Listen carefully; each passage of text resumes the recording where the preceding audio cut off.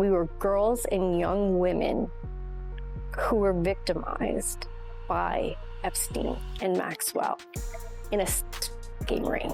I know there are videos and photos. I know that Jeffrey had recording cameras in his house. Powerful people who caused us harm are being protected and we're being exposed. It is meant to silence us. Straight to jail for questioning at least Erika. Look, I have seen enough, ladies and gentlemen. I've seen enough. Erika Kirk should be dragged into a police precinct for questioning. Like I said, you can show me the person who disagrees with me on that. After I will reveal to you what we can now confirm, you can show me that individual and I will show you a blown fraud. That's the only people that would disagree with that assessment. I said to my team this morning that the amount of evidence that is now piling up, I would say against Erika Kirk, is almost akin to an NBC Dateline episode, except it's actually more simplified than that. Like Dateline, that show is way too complicated. For a long time, Erika Kirk's name quietly floated around the edges of the Epstein story.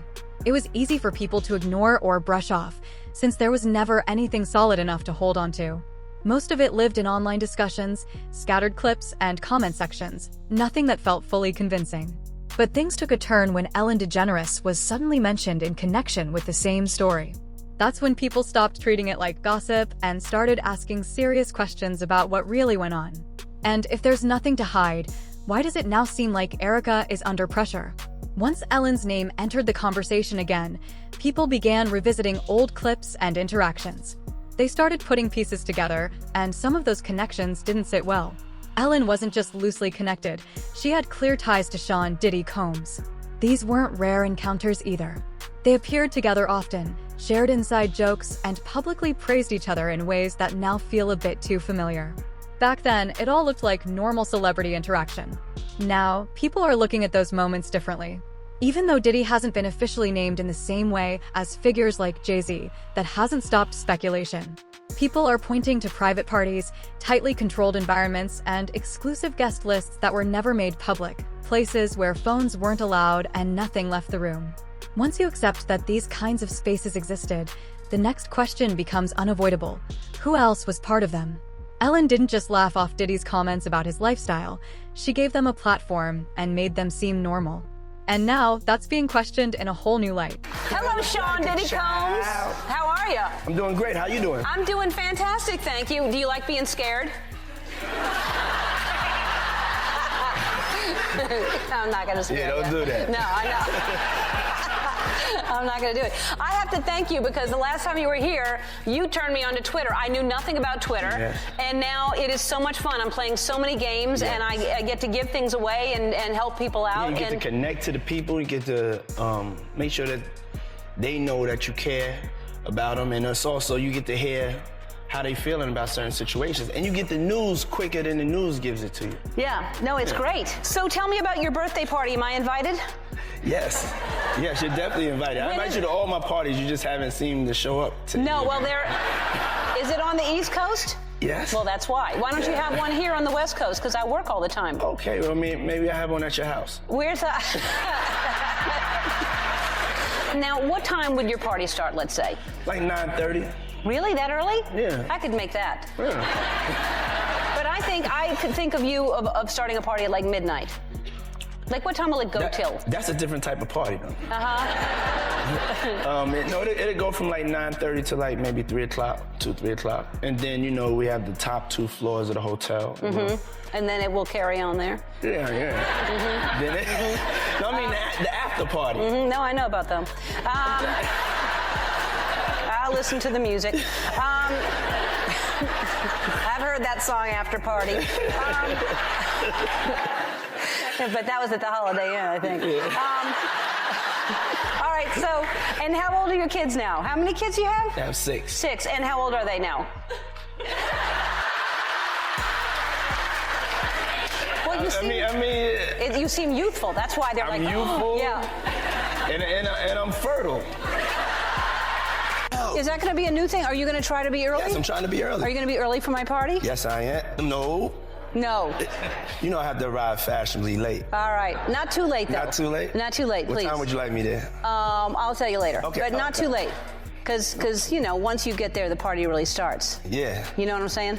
I got you. I promise you I'm not going to let you down on this big one. All right, For good. real. Good. Your shoes, your feet are going to have blisters. You're going to be dancing so hard. I can't wait. At one point, Ellen even gave Diddy a birthday shout-out, using nicknames like Cuddle McNuggle. It felt strange to some people at the time, but it was brushed off with a casual, you don't need to know why. That moment stuck with viewers. It raised a bigger question. If Diddy was involved in certain exclusive circles, and Ellen was right there with him, how separate were their worlds really? This is where Erika comes back into focus. Her past doesn't seem disconnected from these environments. Long before any public image shift or political attention, she was already moving through high-level spaces, fashion, pageants, media exposure, and elite networking scenes. These are places where influential people meet quietly, without drawing much attention. On the surface, it can look like ambition or smart networking. But when placed alongside everything else, it begins to feel more calculated than casual. I think I always had that girly girl hidden within me. After being such a tomboy and experiencing that my whole life, it was like, oh, I can curl my hair, I can put on the mascara. I come from a great family that has very amazing genetics, so thanks, Mom and Dad. It gets even more uncomfortable with the resurfacing of older clips. In one of them, Erika is seen strongly promoting herself to Diane von Furstenberg, who has also been linked to Epstein in discussions. In that clip, Erika describes herself as adaptable and ready to step into that kind of high-profile world, something that, in hindsight, is now being viewed very differently. The timing in my life is perfect for this opportunity. I'm at a great point, just career-wise, to be able to take on this type of endeavor. And I feel like I have something very unique to offer this whole experience in general. Like I said, I'm very coachable, I'm very trainable. And I'm the type of person that I don't need all the time in the world to get ready. If you say you got to be on a plane in a half hour and you have to pack your stuff and go, I'm on it. I'm kind of like a gypsy. I don't mind. I don't mind living out of a suitcase. I'm used to it, and that's something that I'm okay with. So traveling, I love it. I'm all for it. I'm up for anything. I want to learn. I want to be able to use this opportunity and harness all the things that I can learn from it and be able to just inspire people. Like how cool of a chance it is to be able to work with Diane and her. Then there's the Romania project that keeps coming up. It was presented as charity work, helping children, running outreach programs, and showing all the right intentions on the surface. But when people tried to verify the details later, things didn't fully add up.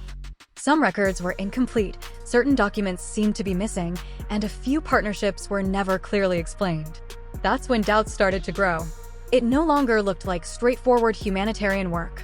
Around the same time, public understanding of Jeffrey Epstein shifted. People began to see it as more than just one individual. It pointed toward a wider network. A system involving recruiters, organizers, and others who quietly moved people into those circles without drawing attention. Giving advice to Turning Point, doing all of that at the same time. That's a struggle for me. I can't get there. I don't think she was doing that because I keep not being born yesterday. So hard not being born yesterday. Also, if we're asking questions, how is it that Erika is always so tied to Eastern Europe? Why is she just like kind of floating around? Just this girl from Ohio?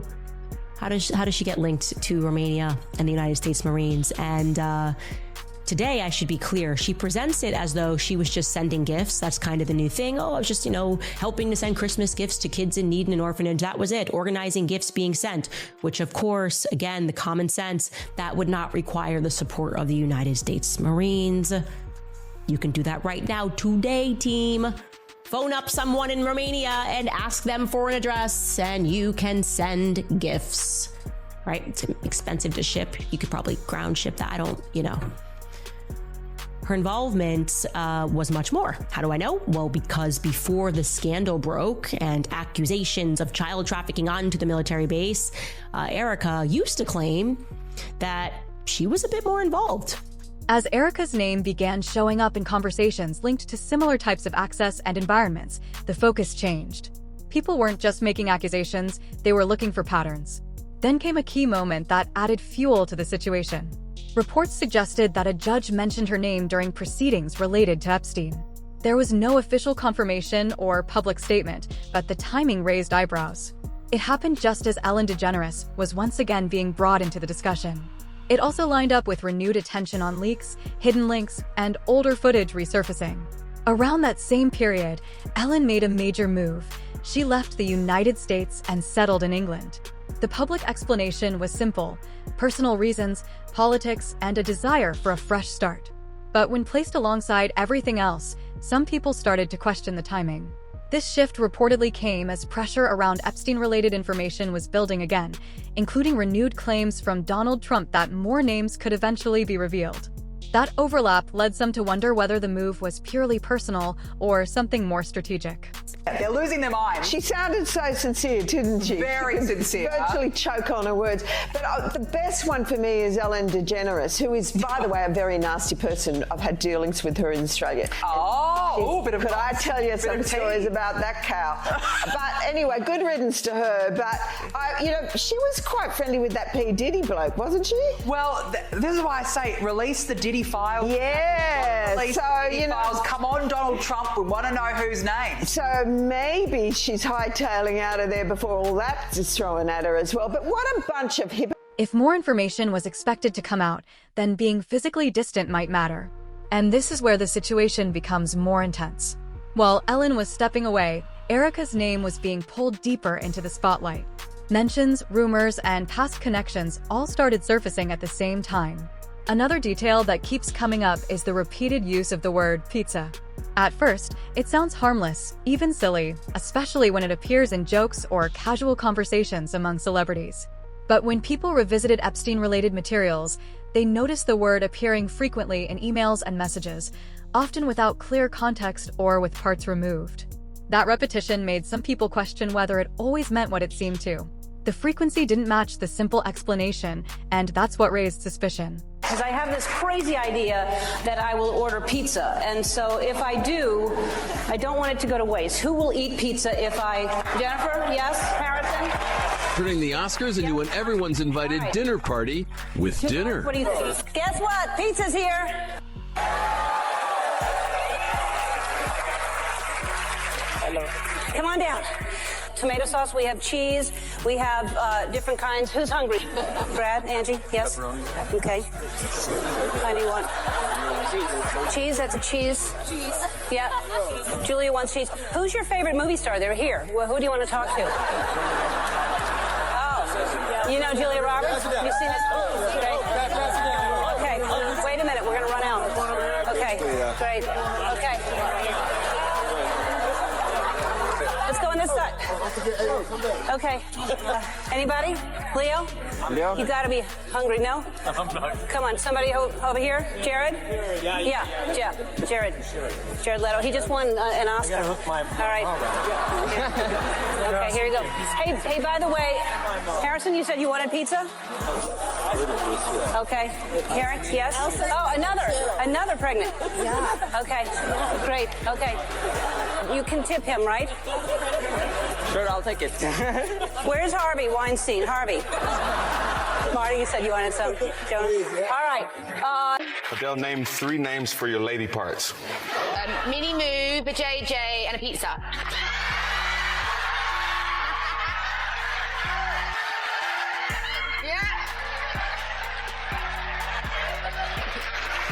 Mini Moo is when you're describing it to a child. The JJ is like, hey. And a pizza is like when someone's nasty. Word. When this is combined with clips of Ellen casually mentioning the same term in different settings, people started paying closer attention. The connections begin to stack up. Ties to Sean Diddy Combs, overlapping social circles, a sudden move abroad, older timelines resurfacing, and now Erika's name appearing in more serious discussions. To many observers, it starts to feel interconnected. There's also another layer that people find hard to ignore. Those close to Ellen, including Steven Twitch Boss, her longtime DJ, and a familiar presence on her show, became part of the conversation after his death was ruled a suicide. The news shocked many, but what followed raised even more questions for some. There's no confirmed evidence suggesting anything beyond the official ruling, but speculation has continued online. Some people believe he may have known more than he should have, though these claims remain unproven. Still, the fact that such theories exist shows how much public trust has shifted. Online discussions reflect that uncertainty. Some users openly question the official explanation, while others express doubt and suspicion.